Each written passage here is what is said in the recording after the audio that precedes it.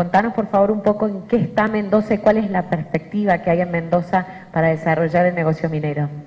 Mira, tenés toda la razón y si fuera para hacer justicia tendría que hablar luego de mis colegas de las otras dos provincias que ya están haciendo el negocio minero. Un poco haciéndose el camino ahora sí para darle lugar a la minería. Contanos por favor un poco en qué está Mendoza y cuál es la perspectiva que hay en Mendoza para desarrollar el negocio minero.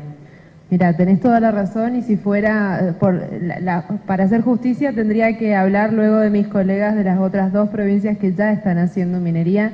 Mendoza, como decís, ha tenido casi 20 años en los cuales no se ha desarrollado minería.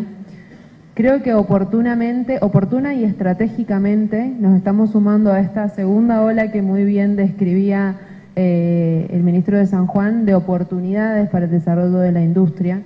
El potencial de Mendoza es el que compartimos todas las provincias cordilleranas y como decía García Hamilton, a no ser que la naturaleza hubiese sido muy injusta con el lado argentino de la cordillera, tenemos ese mismo potencial que se desarrolla hace tantos años en nuestro país vecino de Chile.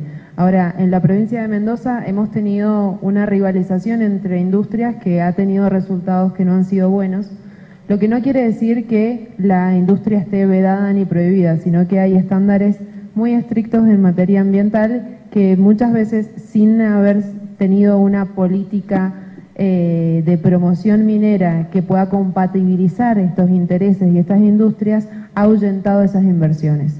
Lo que estamos haciendo ahora es revertir esa tendencia y encontrando las vías para, en forma simultánea, crear este nuevo clima que atraiga esas inversiones que hace 15 años se fueron de Mendoza, porque el potencial geológico sigue estando, ese potencial geológico que San Juan exploró y que hoy tiene resultados para poder entrar en la segunda fase, que es la de construcción de mina.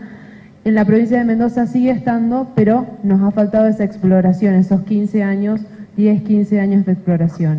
Entonces, estamos con una política de promoción minera muy agresiva, que digo que viene a compasarse con esta ventana de oportunidad, tanto el crecimiento de la demanda de los minerales críticos, como en particular es el cobre, a través de esa demanda mundial en función de la transición energética.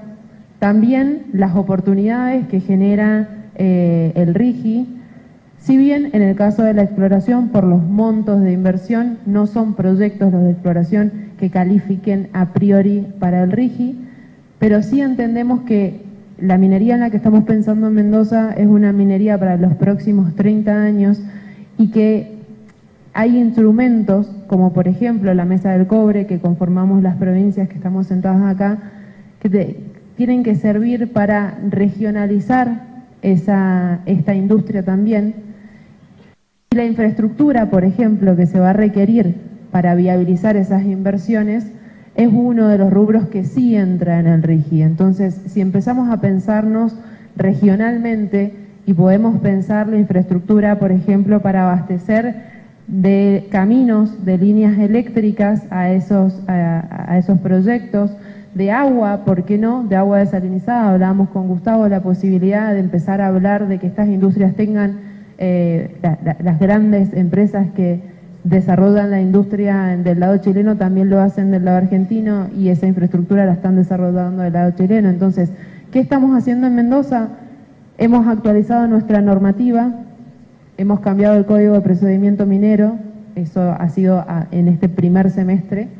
Esta semana hemos ingresado en la legislatura provincial un proyecto con 34 proyectos, porque es una especie de zonificación minera en el sur de la provincia, donde, vinculado a la pregunta que le hacías a Gustavo, existe licencia social. Entonces avanzamos desde el lugar propositivo y positivo en los lugares donde existe ese capital que es tan importante como la estabilidad macroeconómica y la seguridad jurídica para este tipo de inversiones, que es la licencia social. Avanzamos desde ahí con 34 declaraciones de impacto ambiental para la exploración, en particular haciendo foco en el cobre por el potencial del lugar.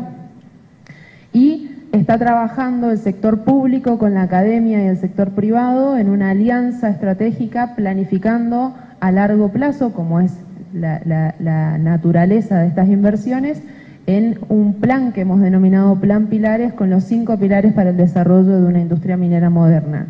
Esos son los 3 grandes ejes que tiene esta política de promoción minera.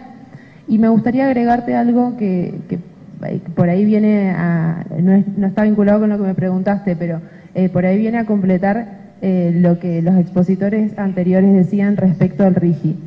Nosotros en Mendoza somos conscientes que no tenemos esos proyectos per se, salvo en el caso de Potasio Río Colorado, que podría calificar en construcción de mina para RIGI, o en el caso de San Jorge en el norte, que también podría calificar, pero en lo que estamos haciendo poco en lo inmediato, que es exploración de cobre, no estaría dentro de los BPU que calificarían. Claro.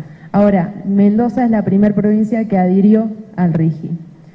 ¿Y por qué? Porque la política también se hace de gestos, y nosotros estamos convencidos de que el RIGI va a generar ese impulso, como decía Bernardo, pero también esa nueva normalidad, que es la que se busca desde los cambios que está desarrollando el gobierno nacional.